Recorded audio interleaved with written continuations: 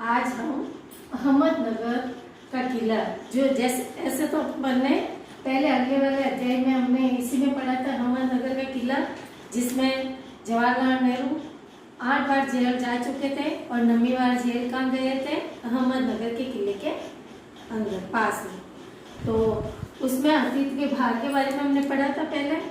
अतीत के भार में यानी बीते हुए समय में जो घटनाएं हुई थी, जिससे भी जेल में रखा जाता है उस व्यक्ति को कुछ न कुछ यातनाएं दी जाती है।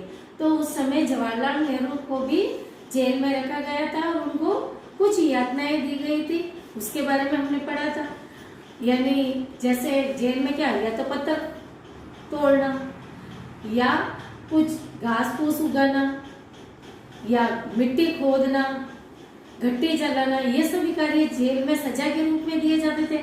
तो जवाहरलाल नेहरू को क्या दिया गया था? बागवानी का काम दिया गया था। उस समय वो क्या कर रहे थे? मिट्टी की खुदाई कर रहे थे।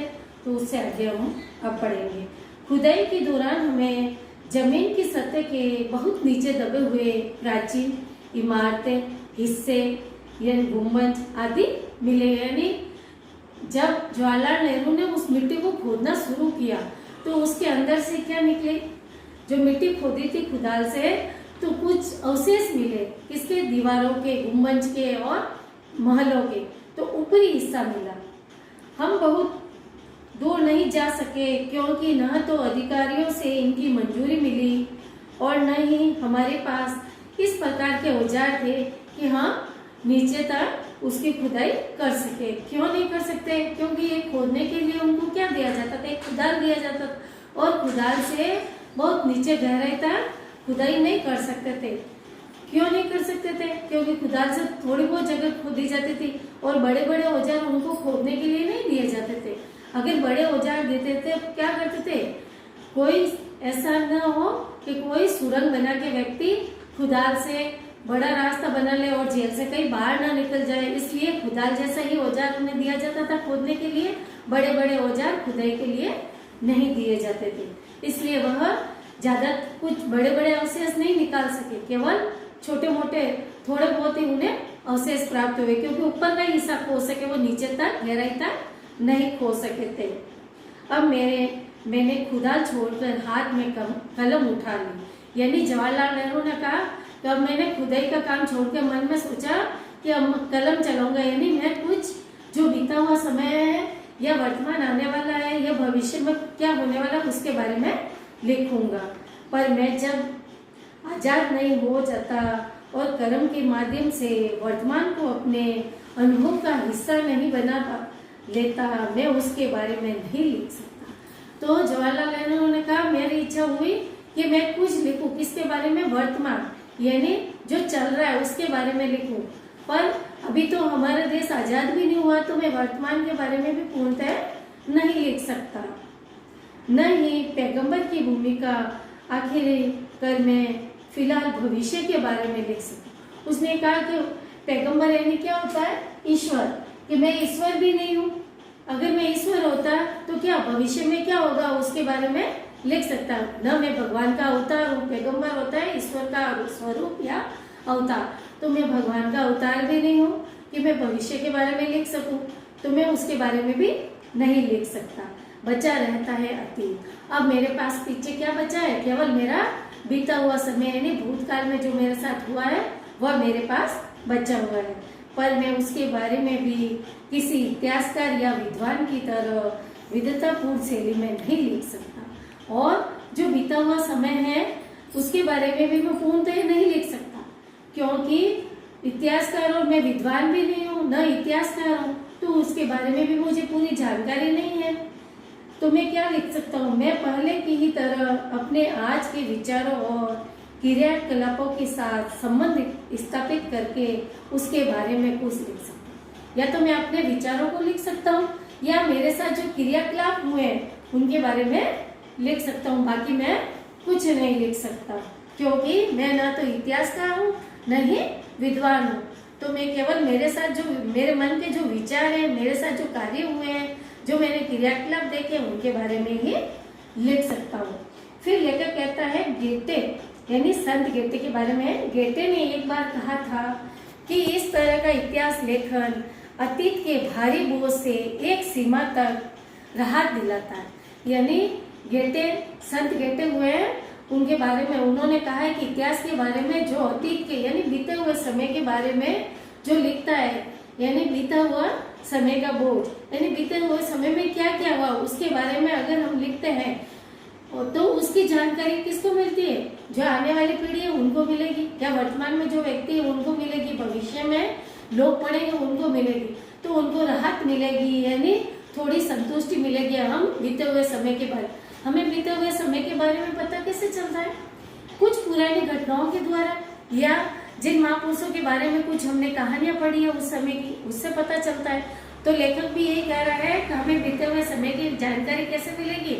जो कुछ लिखा हुआ है हमारे पास उसके द्वारा ही हमें बीते हुए समय की जानकारी मिलेगी, जिससे हमारा वर्तमान सुखद हो सकता है। यानी हम आगे पीछे क्या हुआ उसके बारे में जानेंगे तो आगे वाला भी अच्छा लिख सकेंगे। अब है अतीत का दबाव। तो अभी हमने अतीत के भार के बारे में पढ़ा था, यानी बीते हुए समय भारी कैसा है उसके बारे में। अब हम पढ़ेंगे अतीत का दबाव, यानी अतीत का बोझ, यानी हमारे ऊपर अतीत यानी बीते हुए समय का जो बोझ है मन के ऊपर, वो भारी बोझ है, उसके बारे में पढ़ेंगे। दबाव भला हो या बुरा दोनों तरह अभिभूत करता है। यानी अगर दबाव हल्का होगा या सुखदायक होगा या दुखदायक, तो वह हमें क्या करेगा? व्याकुल करेगा। यानी हमें अभिभूत करना यानी व्याकुल करना, यानी हमें व्याकुल कर देगा। हमारा मन वहाँ उस चीज में नहीं लगेगा। अगर बहुत अधिक सुख है तो उसके बारे में भी हम सोचेंगे, और कोई बुरी बात है अतीत की तो उसके बारे में भी हम सोच के क्या हो जाएंगे? व्याकुल हो जाएंगे, दुखी हो जाएंगे।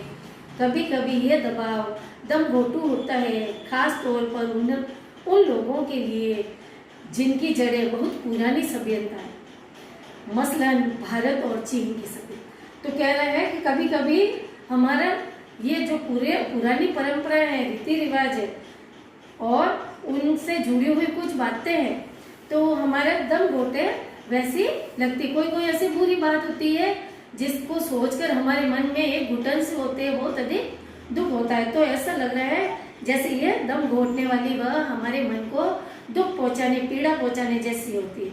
और हमारी पुरानी सभ्यता और संस्कृति के बारे में भी हमें इन्हीं से जानकारी प्राप्त होती है। आखिर ये मेरी विरासत क्या है? मैं किन बातों का उत्तराधिकारी हूँ? लेखक कह रहा है, यानी जवाहरलाल कह रहा है, लाल नेहरू कह रहे हैं, आखिर मेरी विरासत क्या है? यानी मुझे विरासत में क्या मिला है? विरासत बोलते हैं हमारे पूर्वजों से, यानी दादा परदादा पिता से जो प्राप्त होती है वो है हमारी विरासत। तो हमें क्या प्राप्त हुआ है? मैं किस बातों में उत्तराधिकारी, यानी मैं किस बात का उत्तराधिकारी? जैसे पिता की मृत्यु हो जाती है तो उसका उत्तराधिकारी कौन होता है? उसका पुत्र होता है। वैसे ही जवाहरलाल नेहरू कह रहे हैं कि मैं किस बात का उत्तराधिकारी हूँ? क्या उन सबको जिसे मानवता ने सदियों हजारों साल के दौरान हासिल किया है, और उनके विजय के उल्लास का, उनके पराजय की दुखद यातनाओं का, यानी मैं किसका उत्तराधिकारी हूँ? उन चीजों का हूँ क्या जो लोगों को बहुत अधिक खुशी देती है, उल्लास यानी खुश कर देती है, हंसी खुशी प्रदान करती है। जब हमें विजय प्राप्त होती है, अच्छा कार्य होते हैं उसमें हमें विजय प्राप्त होती है तो क्या होती है? हम खुश होते हैं।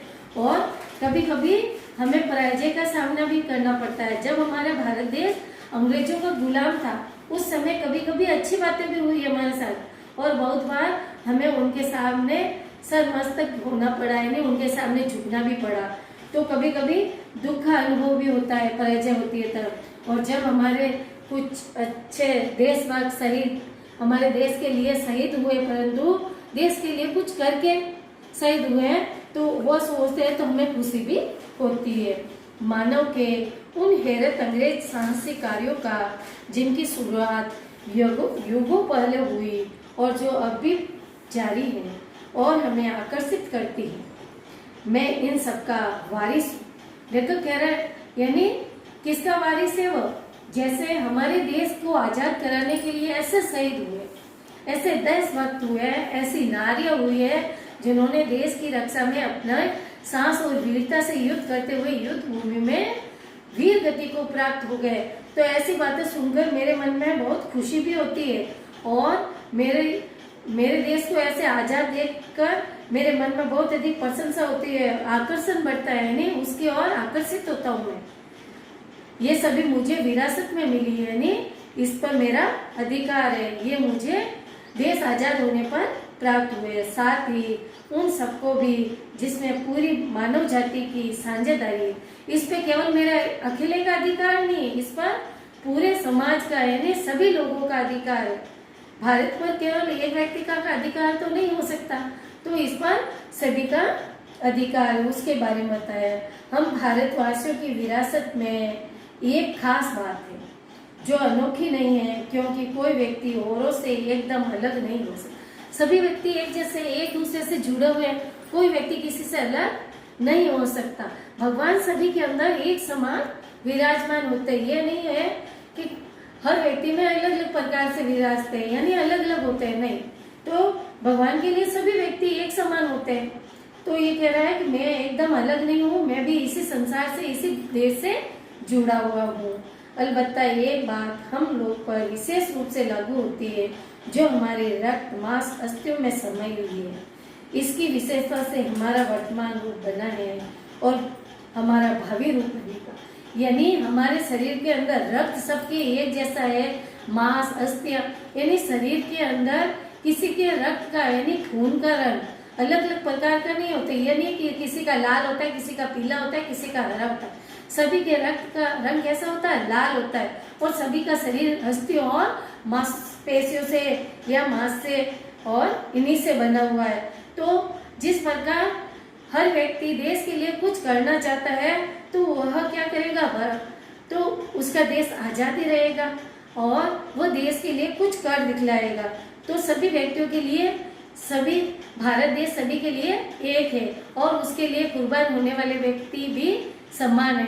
तो जिस प्रकार मेरा अधिकार है इस देश पर, वैसे ही सभी व्यक्तियों का भी इस देश पर अधिकार है।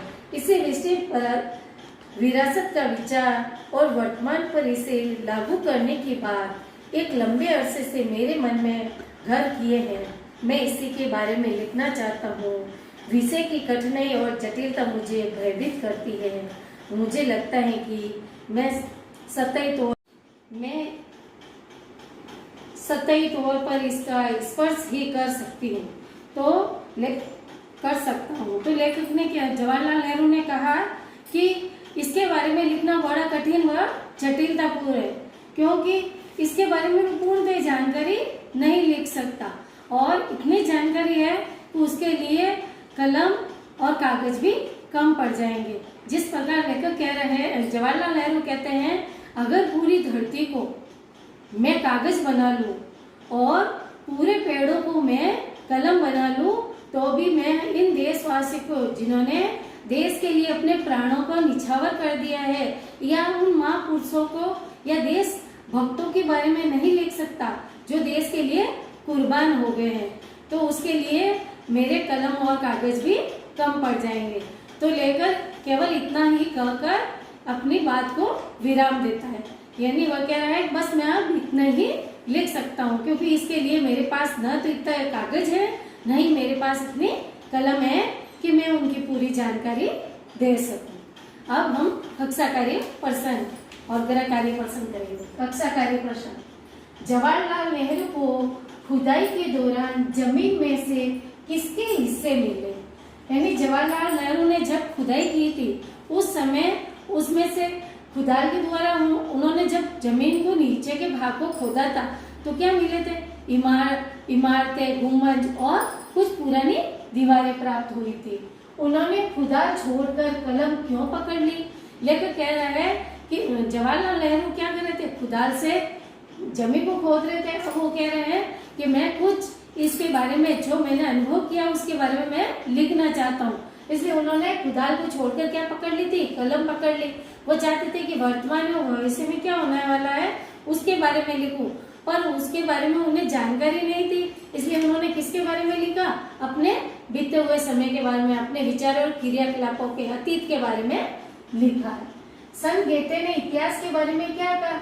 संत गेटे ने इतिहास के बारे में ये समझाया है कि इतिहास में लेखन में अगर हम पूर्ण अतीत के बारे में लिखेंगे तो लोगों को वर्तमान में राहत मिलेगी, यानी वर्तमान के लोग जो कुछ आगे लिखना चाहेंगे उनको थोड़ी सहायता मिल जाएगी कि बीते हुए समय में क्या क्या हुआ था लोगों के साथ। अब है गृह कार्य प्रसंग। व्यक्तियों को व्याकुल कौन कर देता है? व्यक्ति कब व्याकुल हो जाता है? तो आपको खुद को, आपने पूरा वीडियो ध्यान से सुना होगा तो आपको पता चल जाएगा व्यक्तियों व्याकुल कब हो जाता है। उन्होंने अपने आप को किसका वारिस बताया, यानी जवाहरलाल नेहरू ने अपने आप को किसका वारिस बताया था? मैंने आपको ये समझाया है कि जवाहरलाल नेहरू ने अपने आप को किसका वारिस बताया। धन्यवाद।